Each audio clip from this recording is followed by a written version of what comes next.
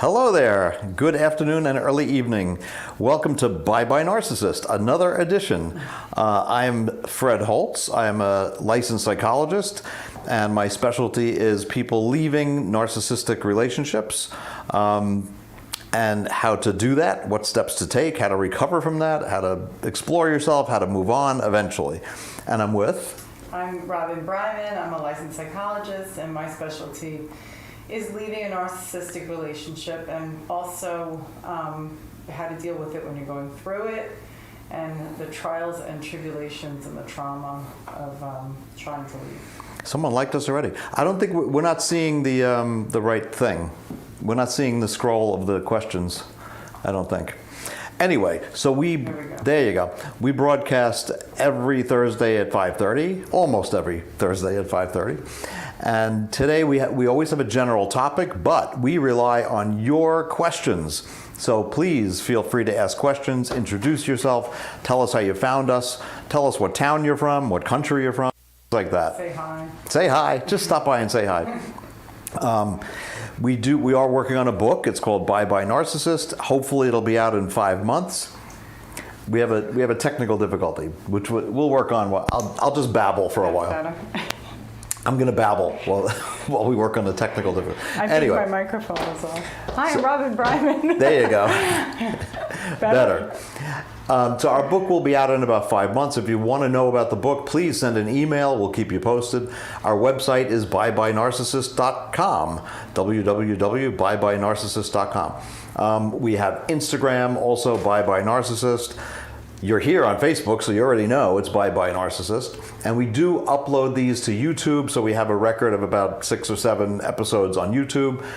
So please check it out, follow us, like us, send to a friend, retweet, or whatever. Share, please share. Share and share alike. And follow us. And, we have separate Instagrams as well, and we do videos. Ooh, Pablo, this is important. Okay. Why? Stop the show, because Pablo is a LCSW specializing in marital and family and relationships counseling, and he had the office in Roslyn before me. So hi, Pablo. Hi. Welcome to the broadcast. Finally caught you guys live. Very excited about your book launch. Yeah, it's going to be probably in 5 months. We're hoping. We're up to we're working on chapter 6. Pablo, please share any insights you have. Too kind? No, we're not too kind. We're not kind enough. So Pablo is a friend. He's a professional friend. He's a colleague. He's great. He's wonderful. I'm wondering, Pablo, do you come across because I know you do family therapy and I know you do relationship and marital therapy. How often do you come across narcissism as an issue in your therapy experience? Every other patient or every two patients? Or every single patient. While you're thinking about that, so Pablo, we usually have a topic in the background. Today's topic is irrational beliefs within a narcissistic relationship. And the second topic is going to be coping strategies, like coping statements, old-fashioned self-affirmations to get you through difficult relationships, particularly narcissism. So if you have, we have 11 people, we broke the 10 mark. Please introduce yourself and say hi. It is challenging because it tends to come up with my right. Okay. So I'm curious. So Pablo is now a guest. Oh, okay. All right. Pablo. By the way, this is Dr. Robin Bryman. Hi, Pablo. who does very similar work with groups and individuals leaving narcissistic relationships. Also, just so everybody knows, we were both in narcissistic relationships and escaped. So we have a little bit of experience on that side too. Yeah. He says hi. What is interesting is the partner is typically already aware. So like most people, Pablo, who are in that situation, at some point, no matter how educated or experienced you are, you type in narcissist on Google because you're lost and you start to lose your sense of self. Oh, Genevieve is back. Genevieve, hi again, guys. Just a little update with my brother-in-law. Oh, that's right. We've had no contact, and he's been. Oh, see, So you went no contact. You didn't give them that opportunity to get the supply of good, emotions. Yeah, but they shouldn't go no contact because it's her brother-in-law. So you're going to see him again. You're just getting equipped to not fall into his trap. So. And Genevieve, you were gonna talk to your husband. Remember, you were gonna talk to your husband to get. Yeah, right? If I got the right get person. Some support, so he's not trying. Hi, Cheryl Wolford. How you doing, Cheryl? Hi. They can't break the trauma bond. Yeah, we particularly Dr. Bryman talks about the trauma bond a lot. Like, it's hard to break. It's like an addiction. It gets you deep, that bond. The partners are so relieved to have it validated. I would think so. They are. You know what I was thinking? Like, a lot of the times, if you're a couple in therapy with a narcissistic partner, it's almost like the therapist is kind of triangulated into that relationship. Certainly the narcissist is going to try to do that. Yeah, and so it's a tangled web, because I know when I get texts after the sessions, I know that they're trying to get you into that. So, going towards that healthy functioning is hard because you have to kind of break that triangle. I would think that recognize it, they will try to make you look bad, and they'll immediately try to make you look like the sick one, the weird one, the troubled one, the angry one, or whatever. But yes, there's always a sense of relief, I find, when you understand that, okay, it's a narcissist, or maybe they're borderline with narcissistic tendencies. It doesn't matter what the diagnosis is, but when you discover that, it is definitely them. You know how they say, like, every relationship, it's like, it takes both people. There's two sides to every story. There really isn't when you're dealing with a certified narcissist. Right. There really isn't two sides of the story. There's them, and they're preying on you. Guys, I have to go, but it was fun to connect after so long. Be well, Pablo. Thanks so much for stopping by. Pablo has a practice. He's mostly online, I understand. Mostly teletherapy. So look up Pablo Idez. He's the best. Bye, Pablo. Thanks for I appreciate you stopping by, Pablo. I think he brought followers too. So there's 12 people. Say hello. Cheryl, are you in? Was Cheryl on the program before? I think. I don't know. Where are you from, Cheryl? Where are you from, Cheryl? What's your story? Joy Collins has joined us. What a shock. What a surprise. Thank you for joining us, Joy. I hope you had a good week. I hope everything's well. If you had any further interactions with your narcissistic mom, please let us know. I always not pick on Joy. Are you a narcissist? No, I rely on Joy because she feels that she was a narcissist because of her upbringing and sort of overcame it through a lot of work and understanding and reading certain books that were motivational. I defer to her to talk about how you changed and grew out and escaped the umbrella of a narcissistic mom. Yeah. She didn't go no contact, but she's disengaging. Anyway, if you haven't said hello yet, let us know where you are. LaDonna Delara. Grateful. Thank you, LaDonna. We're grateful for you. What's new with you? Tell us any thoughts, anything that's going on, any questions you have. This show, we rely on your questions. How's California? Isn't she from Northern California? Well, she could remind the other people. We had a lot of likes and a lot of interest this past week, and I think that's why there's 12 people. Yeah. If you're afraid to say hello, please say hello. We're very friendly. We don't bite. We help.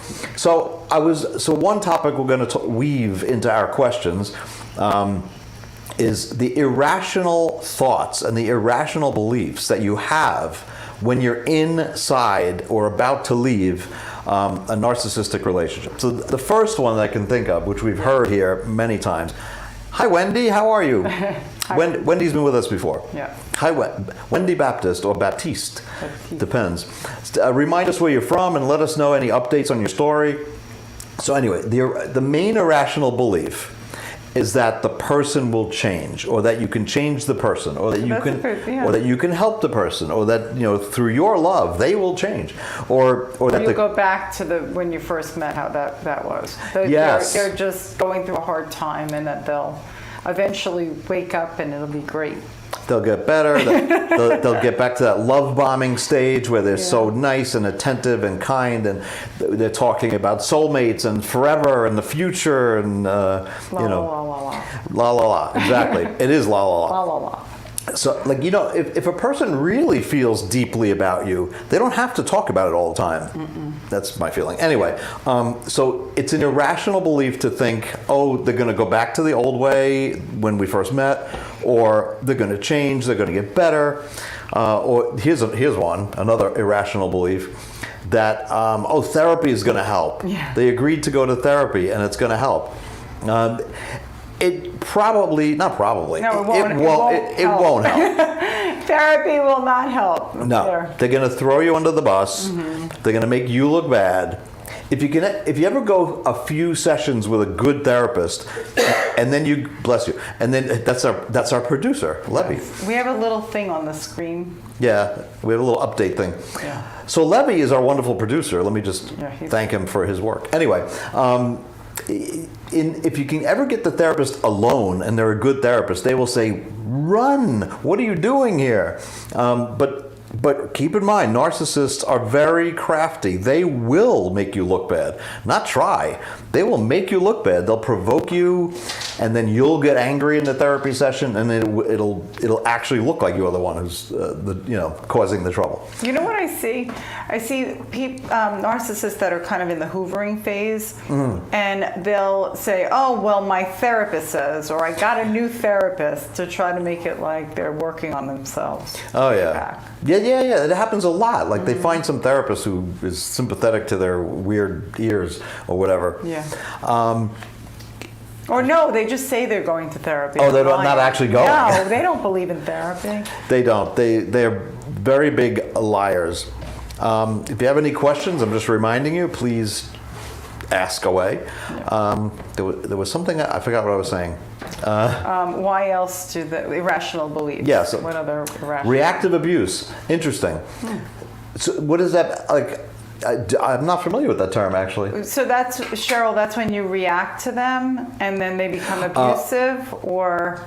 See, a narcissist will provoke you and poke you and dig up stuff that they know bothers you and just like incessantly make you feel terrible. And when you finally speak out and when you finally get angry, which is appropriate, then all of a sudden you're the bad person. You're like, you look crazy. I don't know if that's what Cheryl means. Like provoking you and knowing your weak spots or using things against you, and so then you react. I mean, I don't.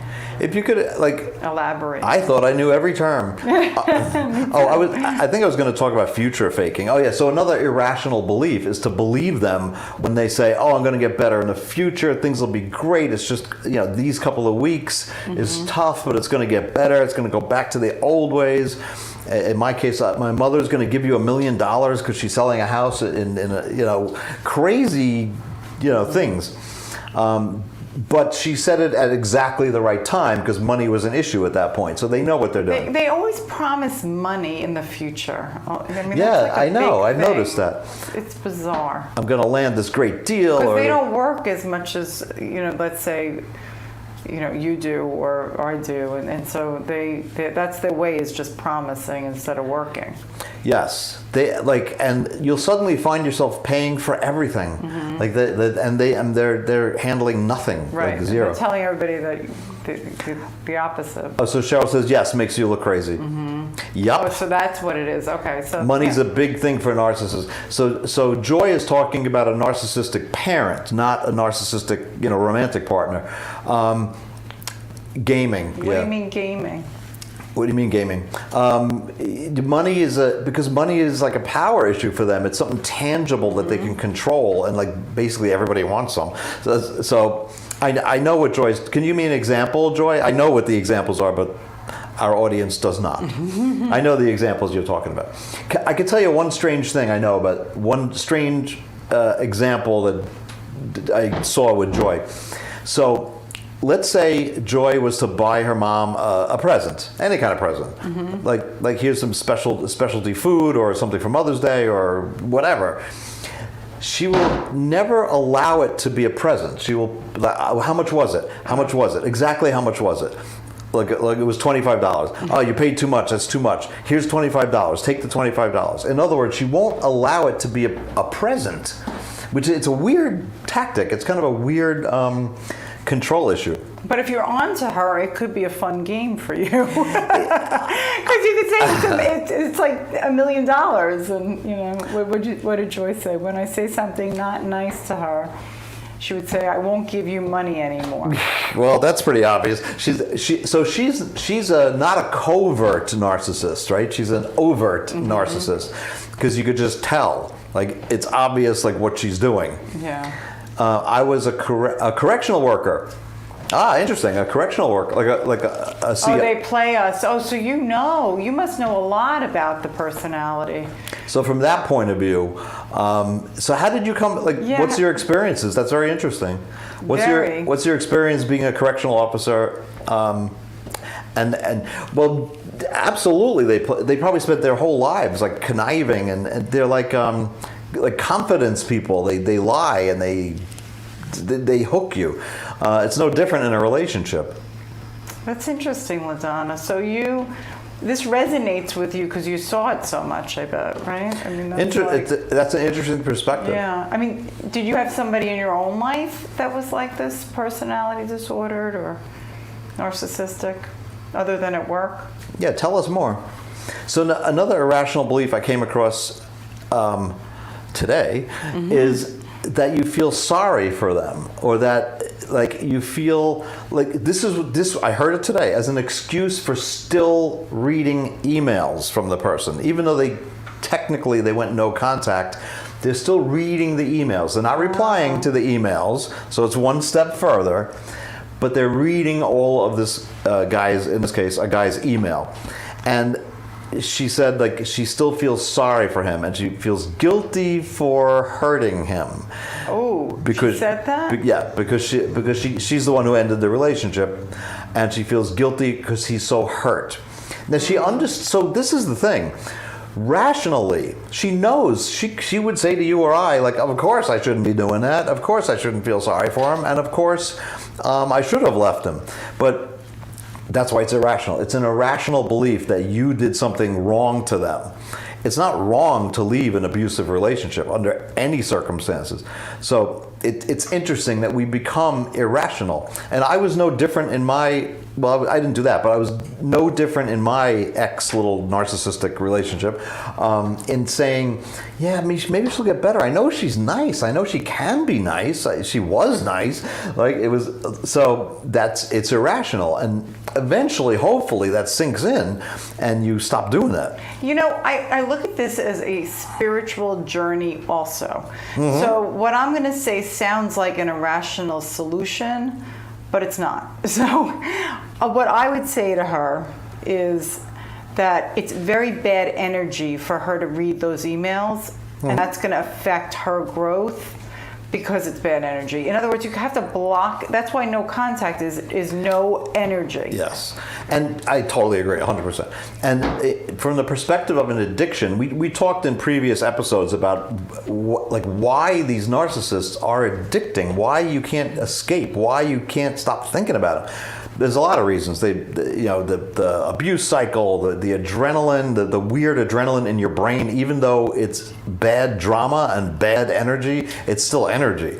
Oh, yeah, the brain. But absolutely, it's negative energy to have any contact with these people. Right. And when you're going through it, your brain is stimulated. It's like you can't even think of stopping because it hurts. It's a lot of anxiety and a lot of rush of chemicals. And you do go through withdrawal because of that. Yeah. And for other reasons, I mentioned like they have like an inconsistent schedule of reinforcement from a behaviorist point of view. Like sometimes you get the good stuff and you know it's there, and so you keep trying in hopes that they will have like a good day and like be the way they were. Let me just catch up on my father. Oh, you were asking LaDonna. Yeah, so my father, my last relationship, and the mates. Okay. So you've had experience, so you know, like, and it's amazing how they're similar. I bet, like, if you look at your father, the relationship with your father, and your last relationship, and the other, you'll see a similarity. And by mates, I think she means the inmates. Yeah. Right. The bread crumbling keeps the bond. Yes, yeah. That's better said than I did. Like, you keep following. Oh, I got something good. She was good this time. She was like. Keeps it going. I'm preparing one of my patients to go no contact, and it's terrifying for her because of her past and because of this. It's such a bad. I mean, it's really malignant narcissist. It's really bad, and so she's really suffering, and going no contact is going to be very hard for her. Her brain she's going to have a lot of anxiety coming on. The woman I'm working with is having a terrifically. I mean, the guy was physically abusive as well. It's like a mess, and so this is the part where you know something's wrong. Okay, this woman I'm talking about. I'm going to change a few facts for personal reasons to protect confidentiality. But so this woman has an amazing career, a wonderful child, a house of her own that she paid for. She has her own. Everything is in place. So and I discussed it with her, there's literally not a single logical reason why she should be taking an email from this guy. None. Yeah.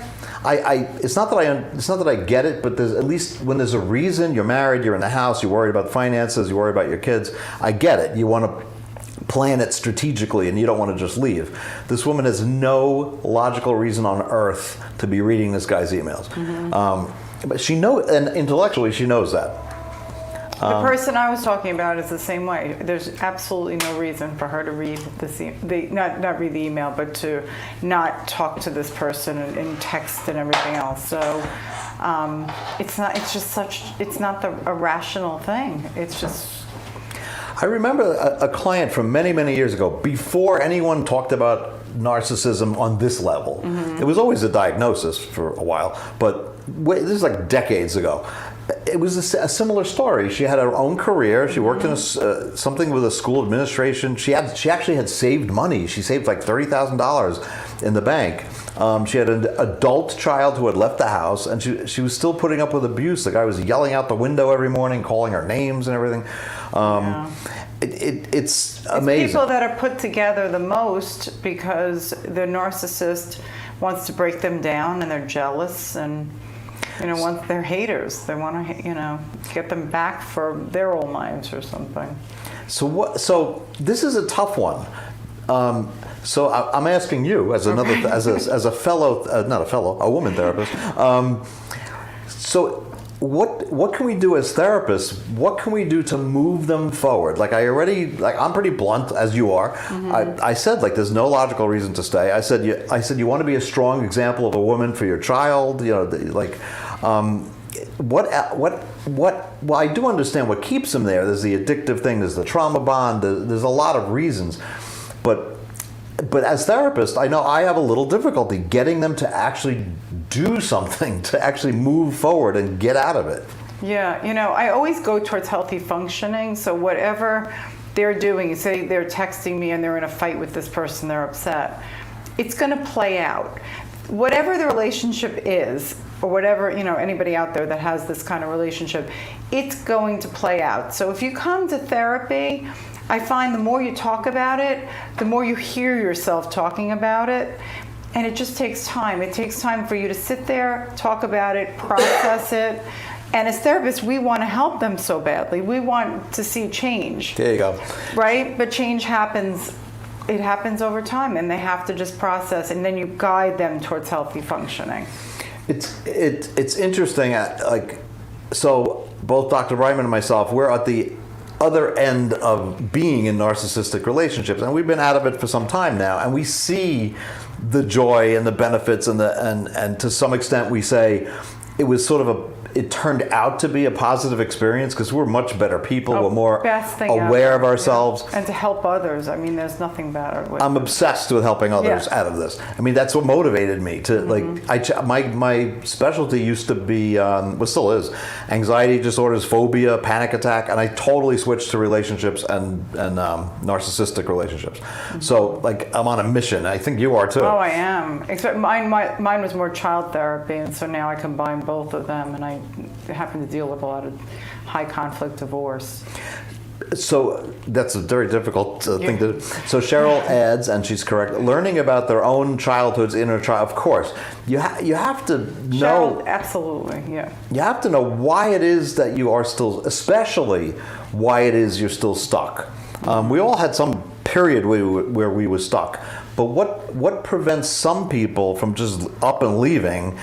And what keeps some people in marriages for decades after they already know? They've got the information, yes, he's a narcissist, yes, I have a support group, and they still don't leave. There's someone I forgot to mention that we do groups. I don't know if you do groups, but in my group, there's someone who's still there. And I like, Right. she's hearing it, she's getting it, she's smart, she's intelligent, she's also has her own career. So what keeps people there? Freud keeps them there? Okay. Freud's theory Gotta get rid of is so, it makes sense for this because I think it's a lot of the defense mechanisms. If your defense mechanisms are healthy and adult-like and intact, you're more likely to get out of it quicker. That's just my theory. No, I agree. You know, You like Freud. I do. No, you're getting to like Freud. I'm not a Freudian, but I'm more cognitive behavioral, but in this case, the defense mechanism, did you ever try to break down a defense that was like unhealthy? Like denial. Well, people could go crazy. That's the unhealthiest. Yeah. The denial would be like, oh, he's not a narcissist. He's just like, he has a strong ego, excuses. He loves me. See, that that was Freud's daughter, actually, Anna Freud. Yeah. I love the defense mechanism. Reaction formation, that's sublimation. a healthy one. And if people have that, they're able to, well, that's exaggerating the opposite. So they're able to jump out of it. Because they have that strength, I'm a big fan of looking at defense mechanism. Yeah. But so it was Freud who influenced me sort of recently to be even harsher on narcissists, because Freud's theory says, he wrote a thin book called Narcissism, and he proposes that these narcissists have a deep need to do what they do, and they get a sexual level of satisfaction out of doing it. And he calls it a perversion. He calls narcissism a perversion. How does libido fit into that? Like, is that the drive behind the perversion? Yes, I think the sexual energy, and I feel like, you put that into other things. I think even on the other side of the narcissism, I wonder if you have that. So I think a healthy person, libido is basically your sex drive. A healthy person, has a sex drive, but also has they sublimate the libido. They play sports, they run, they express themselves through music or singing or drawing, or it gets out that energy in healthy ways, including sexuality. I think that the narcissist does not have that. I don't think they have healthy ways to express their libido. I think control feeds their libido. Yes, and so let's look at the other side. Oh, we're getting deep today. Yeah, Watch so out. the other side is the person getting involved with the narcissist. Yes. That's where all their energy is going. So you take that away, and now their libido is going towards healthy things. And oh my God, that's why we're in great places, and you could change the world. I see sometimes a need for approval. Sometimes they themselves had a parent who intermittently gave them their approval, so they're seeking approval from the narcissist because in the beginning of the relationship they got a lot of approval. There's a lot of aspects to it. Yeah, but there's a connection between the narcissist and the person who falls for him or gets trapped. And you're right, it's probably based on unresolved defense mechanisms or unresolved things that they didn't get when they were very young. We should throw Freud in the book. Woo, we got deep here. Anna Freud. Yeah. Anyway, we would appreciate more questions. Mm-hmm. I know there's 8 people out there, and I know we didn't hear from all of them, so please say hello. Tell us where you're from. So we always go off topic, and that's fine, but the core topic today is irrational thoughts that you have when you are in the narcissistic relationship. And like I said, one of them is like, oh, they'll get better, it's a phase, they really love me, but they can't express it, they're going through a time, whatever. Yeah. What happened to that question? I don't know. It just disappeared. There's a question that just literally disappeared. Oh well. So we were talking about how to get out of it, right? Yes, so yes, what was the other part of the tools or the? Yeah, I was going to say a big part of leaving a narcissistic relationship. 2 main things: make a plan. Even if it's in your own head, make a plan. Start putting money away. Start talking to people. Start getting support. Start learning yourself. Start thinking like of possibilities to leave. Like, what if I did it this way? What if I did it that way? Or separate yourself from, like, be a whole person from, stop thinking Yes. like they think.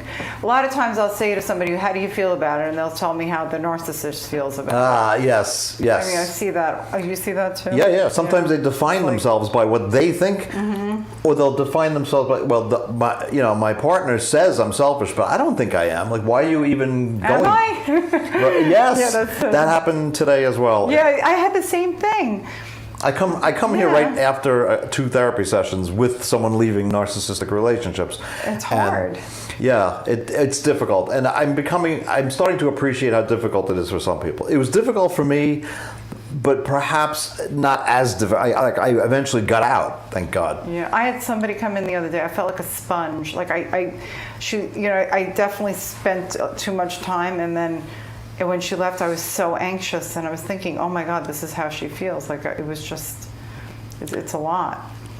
So okay, so Document. Right? the topic is like planning. So the two main things is to start planning and also set your own boundaries in your head. This came up here about a month or so ago. Like, even if you can't set boundaries with the narcissist, in your head you should say, you know what? I should not be tolerating this. I'm not going to fall for this. My emotions are not going to go back and forth based on what he says or she says. Like, even if you're not doing it, at least practice in your own head. Right. And yes, Cheryl, you, from an expert on the topic, Cheryl says, document the record for the court. Yes. Yeah. Document everything. Why not? Because you get flustered and you get like thrown off track, but you sometimes you forget to just write it down. Right, and if you're thinking so, with such emotion, it's hard to problem solve. I actually recorded her talking. Everybody Yeah. records. Yeah. Everybody sends a lot of text back and forth, like paragraphs and paragraphs, and everybody. If you're recording the other person, it's time to leave. Yeah, I know, right? That's true. I did the same thing. Well, I already like filed papers and stuff, but yeah, if you're recording, Yeah, you're like, did they really say that? Like, just. yeah, it is time. Am That's I a good wrong, point. dude? Yes. So I was gonna get at like things you should like say to yourself. We call them cognitive coping statements, affirmations. You should say to yourself, if I start to plan now, there'll come a time when the plans come to fruition and I can get out. If I start to put money away now, I'll have enough money to get my own apartment in a month or 2 months or a year or whatever. Like, start talking to yourself Right. in past tense, like having left the narcissist. Right, and baby steps. Don't get yourself all worked up, but little baby steps. Is Levy the best usually way. asks this question. Oh, look. Are there any updates on your book? Yes, we're in chapter 6, but we don't know exactly how many chapters there are.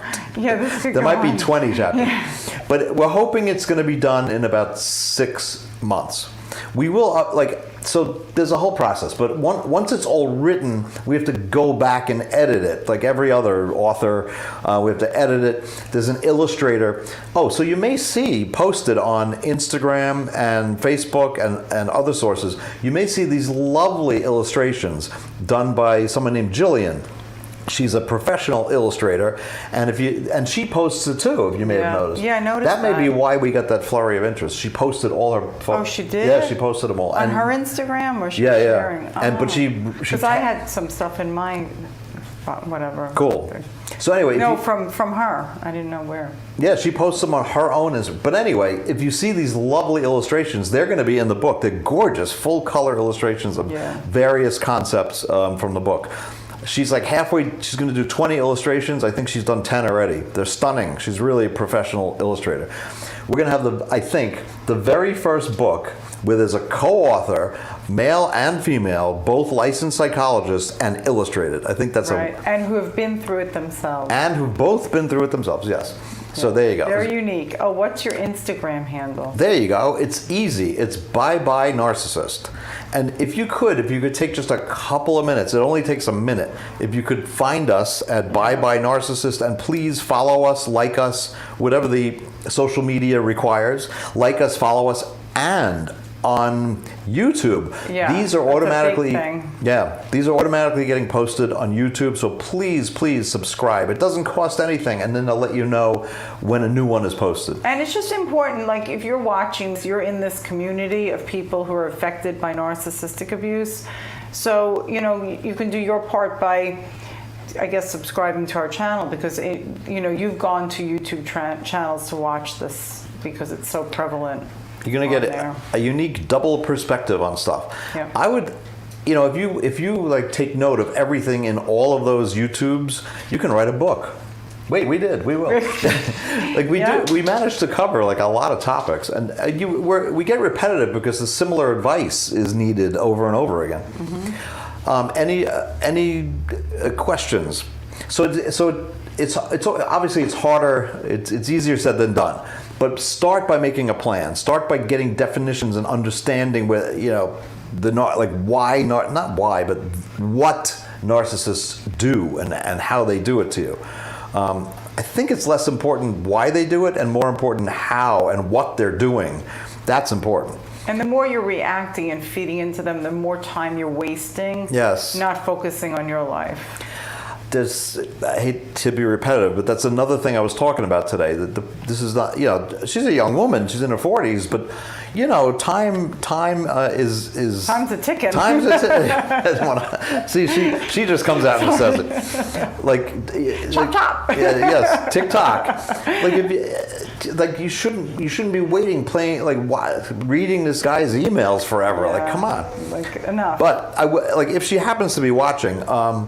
She's making progress because he was over the house like a month ago. So it went from him getting in the house to him knocking on the door and her talking through the door to her not talking to him to blocking the phone, which is done, blocking this guy's sister or something like that.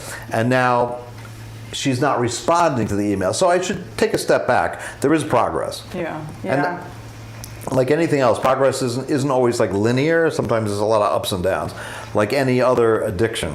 It truly is an addiction, and I think even tape recording and reading emails, I think we're just so amazed once we figure out the pattern of abuse and the cycle that it's like textbooks. So you're reading it, you're like, oh my God, they did say that. This is what this means.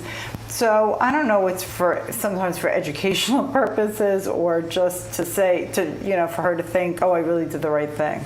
Who knows? When I go back and I don't anymore. But when I did go back and read some of this stuff, it sounded like psychosis. It was hideous. It's unbelievable. When you're in it, it's hard to detect it. If there's any other questions, please ask. If not, I was going to keep going on. So what to do? Okay, so obviously educate yourself, learn about narcissism, what they do, what their techniques are. Definitely start planning, whether it be financial. In my opinion, always tell someone. I know that some people won't understand, and you were saying, and you're right, sometimes you tell someone it makes it worse because they don't get it. That's not the kind of people. Tell someone who's sympathetic to your cause or cares about you. But who really understands it. I mean, obviously that's the best. That is the gold standard, is to actually seek therapy, go to a group where people are specialists in this topic. Make an appointment with people you see even on YouTube, Yes. I did. I spoke to someone I found on, I think it was Instagram, and her name is A Shrink for Men. I promote her all the time. A Shrink for Men. She helped, very few sessions she helped me. Eventually she said, you know what to do, why aren't you doing it? And that kind of influenced me. Yeah. I liked Angie Atkinson is great. Yep. She's helpful. What are your top 2 planning tips when trying to leave a narcissistic relationship? I'm gonna say something different this time. Be ready for the torrential. I don't know how to. That's what I was describing today. When you're ready, you have to get prepared for the maelstrom. Feedback. They're going to lash out. Yes. They're going to go, what is it, narcissistic rage? Rage. It's injury. Yes. If they pick up on the fact, because they're addicted too, by the way. They're addicted to abusing you and getting that source, that supply of... And controlling. Yeah. and they will react. So if it's one thing that you may not expect, like they're not going to sit there and say, yeah, I get it, it's not working. You know, they're not normal. They don't think like you. They don't think rationally. They don't think of other people. They think of none of that stuff. So don't expect in a normal relationship, someone may be angry, like, oh my God, I can't believe you're leaving me, what the heck? That's normal. It's normal to say, oh, I'm kind of disappointed, that's really sad, I'm going to be devastated. That's all normal. They don't react normally. They will attack you. I'll tell you, I'll quote what mine said, I'm going to destroy you. I'm going to destroy your business. I will destroy everything you love. That's the, like... Ooh, I got chills. Yeah, well, that's a quote. When you quote a narcissist, it's chilling. Yeah. That's the reaction you're going to get. So be ready. And a smear campaign. Be ready for oh that. yes. Yep. You gotta have thick skin, and you gotta say, I don't really care. I'm focusing on me. They will try to turn your friends against you, your family against you, your parents against you, your children against you. It can be more than just annoying, and it can be devastating. It can be dangerous. Mm-hmm. Be ready for a lashing out, because they can't lose their cocaine, their addiction either. Right, so focus on you. Always go back to you. Yes, that's why, I mean, on a practical sense, if you can't, try to save money. Try to have an alternate place to live. Try to find like a friend who says, you know what, you can crash on my couch for a couple of weeks if you have to. Start lining up every resource you possibly can. Get good pair of sneakers. That's a good running shoes. Right. Yeah. Talk to an attorney. They're evil in court. Mm-hmm. They're evil anyway. Yeah. They're evil. Yes, they're evil in court. They will use the court system. They will have the judge wrapped around their finger in some cases. It's not it's not pleasant. I don't want to pretend it's pleasant. I can, though, assure you that when it's all done, you will be thankful. You will say, thank God I did it when I did it. Thank God I didn't wait even longer. You will be so happy eventually. Yeah. And you will have learned from it. You will have been a better person. Hopefully in the future you'll meet, if you want to, a decent person and see what a real affection is and all that stuff. But I'm going to backtrack and say that a planning tip is to get ready for the worst. Yep. They are you only see what they're truly capable of, the destruction, when you leave them. Yeah, and it's so nuts if you think about it, because you're here you're in a horrible relationship, you're absolutely miserable, you're suffering every day, and now we're telling you, oh, it's going to get much worse. Yeah, it gets worse before it gets better. Yeah. But just to not be totally negative here. But the good comes in. Yes. So it balances. The good comes in. You'll be a better person for it. You will feel freedom that you didn't feel in a long time. If you're in a long-term relationship, you will find yourself again. Like, I definitely felt like I lost myself. I wasn't acting the same. Like those who are on the broadcast a couple of times, I'm not a depressed person. I'm not I'm not unmotivated. I was lethargic. I was sleeping too long. I was depressed. I was not myself. I felt like I wasn't myself. Like my soul was stolen. I no longer feel any of those things. Nope. It's such a relief. And do some things that the narcissist didn't like to do, but that you miss doing. Yes, because they will. We haven't talked about this too much, but they will isolate you. They will keep you away from your friends, away from your hobbies. They will destroy everything you loved. So they'll make fun of your hobbies, or. Mine made fun of my hobby. So the first thing I did, one of the first things, I got a new camera because that's a hobby, and I went crazy. In a good way. What do you mean you went crazy? I got the lens I always wanted. Little things, but important. Uh-huh. I found my hobbies again. I got into my music again. I got into my business again. My business took off when I got rid of the narcissist. Yeah, mine it too. Skyrocketed. Yeah. I was like just... I could think so clearly. I know. Yes. It's amazing. You will get your brain good back. Energy comes to you. Yeah, that's where all the libido goes. You see? What music? Oh, what music? That's... We could be off topic. So...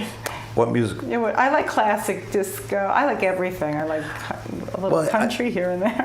I produce my own music, so what I usually wind up taking some sample from a 70s song or a 60s song like that. and adding a techno beat to it and with electronic overtones. So it's like EDM, it's like dance music, it's very 80s influenced. I was into every possible new wave electronic synthesizer, new wave band. Do you like Pitbull on Sirius?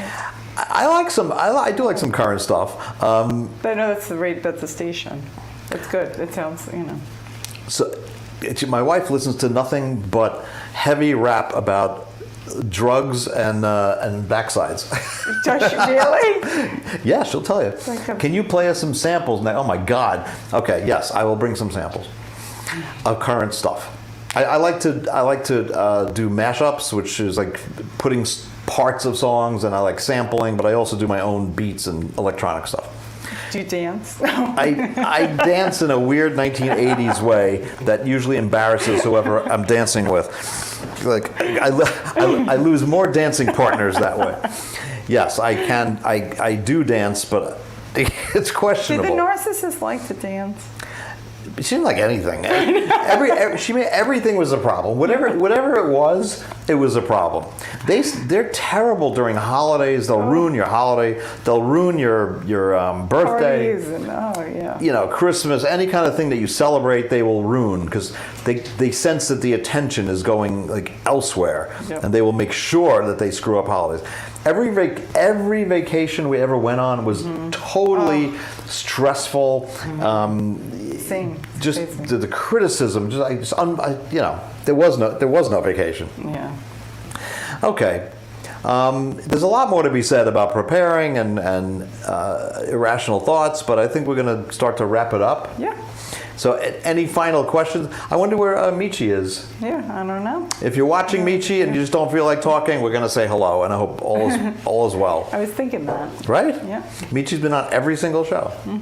But you can watch the replay. So you can also watch the replay on YouTube. And please like us, follow us, subscribe, share.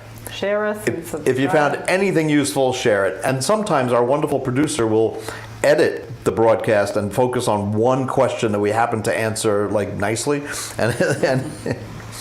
But he usually freezes the frame when we have these weird expressions on our face. Yeah. Right? Yeah, what's up with that? So I'm going to ask him live. If you freeze the frame, please don't have me like, ooh. Yeah. Anyhow, thank you for joining us, and we will see you hopefully next week. Okay? Thursday at 5:30. You should produce songs about narcissism. Yes, Joy. We discussed this, Joy Yes. and I. I'm working on it. That's songs a great about idea. narcissism. I'm sure there are a bunch out there too. Well, there's a lot that they're actually quoted in our very book. Oh. There's a song called "Nice but Crazy," or what? Oh, yeah. It's a current song. Well, not current. Last year. She's hot but crazy, sexy but crazy. I can't think of the Who first. sings it? Oh man, I forgot. Oh. Joy, help me out. Do a music video for the song. Oh yeah, sure. With me dancing. Thank you. Okay, we're gonna say. I'll think of the name of that song. Joy, you know the song, right? It's not Doja Cat. It's Ava Max. Okay, Ava. Yes. Ava Max is the artist. What is the song? Sounds like. Somebody look it up. I guess we could Google. There's 8 people watching. Somebody look it up. I don't want to Google on the air. Anyway, it's Ava Max. Sweet but Psycho. That's yes, Sweet but Psycho. Thank you. That's about narcissism. It really is. I think it's Sweet but Psycho. It's a very good song. And everybody should listen to it. Anyway, we're going to say goodbye. Yes. Bye, guys. Bye, guys. Everyone. Bye. Oh, we're in